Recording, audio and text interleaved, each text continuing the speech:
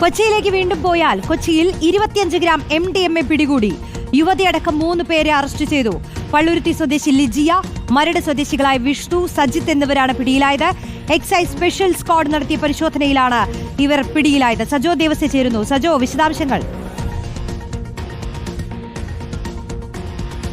റോഷ്നിയും എറണാകുളം തൈക്കുടത്തെ റിസോർട്ടിൽ നിന്നാണ് യുവതി ഉൾപ്പെട്ട 3 അംഗ സംഘം എറണാകുളം എക്സൈസ് സ്പെഷ്യൽ സ്ക്വാഡിന്റെയും പിടിയിലായത്. അതായത് ഈ റിസോർട്ട് കേന്ദ്രീകരിച്ച് ലഹരിയും വിൽപ്പനയായിരുന്നു ഈ സംഘം ലക്ഷ്യമിട്ടിരുന്നത്.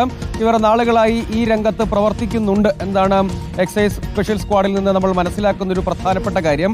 അതായത് ഈ സ്ഥലത്തേക്ക് ഇങ്ങനെ പല ഇടങ്ങളിലേക്ക് ലഹരി ഉപയോഗം എന്ന ലക്ഷ്യത്തോടെ എത്തുന്ന ആളുകൾക്ക് അതാത് ലൊക്കേഷനിൽ എത്തിച്ചു നൽകുക, ചില റിസോർട്ടുകൾ താവളമാക്കുക, അവിടം കേന്ദ്രീകരിച്ച് പ്രവർത്തിക്കുക തുടങ്ങിയവയാണ് ഈ സംഘത്തിന്റെ ഒരു മോഡസ് ഓഫ് ഓപ്പറാൻഡി എന്നാണ് ഇപ്പോൾ നമ്മൾ മനസ്സിലാക്കുന്ന ഒരു പ്രധാനപ്പെട്ട കാര്യം. 25 ഗ്രാം MDMA ആണ് ഈ സംഘത്തിൽ നിന്ന് പിടികൂടിയിരിക്കുന്നത്.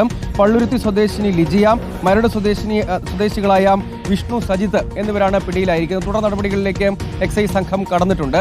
അതേസമയം ഈ രാത്രിയിലും പകലും, അതായത് ഭേദമില്ലാതെ രാത്രിയെന്നോ പകലെന്നോ ഭേദമില്ലാതെ വിവിധ കേന്ദ്രങ്ങൾ, ഫ്ളാറ്റുകൾ, റിസോർട്ടുകൾ, ഹോട്ടലുകൾ, അങ്ങനെ നഗരത്തിന്റെ വിവിധ മേഖലകൾ കേന്ദ്രീകരിച്ച് വ്യാപകമായി രാസലഹരിയുടെ കാരിയർമാരായി പ്രവർത്തിക്കുന്ന നിരവധി ആളുകളുണ്ട്. അത് സംബന്ധിച്ച് നേരത്തെ തന്നെ ഈ സൂചനകളുടെയും സംശയങ്ങളുടെയും അടിസ്ഥാനത്തിൽ പരിശോധനകളിലേക്കും മറ്റുമൊക്കെ അന്വേഷണ സംഘം, എക്സൈസും പോലീസും ഒക്കെ കടന്നിരുന്നു. അതിന്റെ അടിസ്ഥാനത്തിൽ സൂചനകളുടെ അടിസ്ഥാനത്തിൽ നടത്തിയ പരിശോധനയിലാണ് ഇപ്പോൾ 3 പേർ എക്സൈസ് സംഘത്തിന്റെ പിടിയിലായിരിക്കുന്നത്.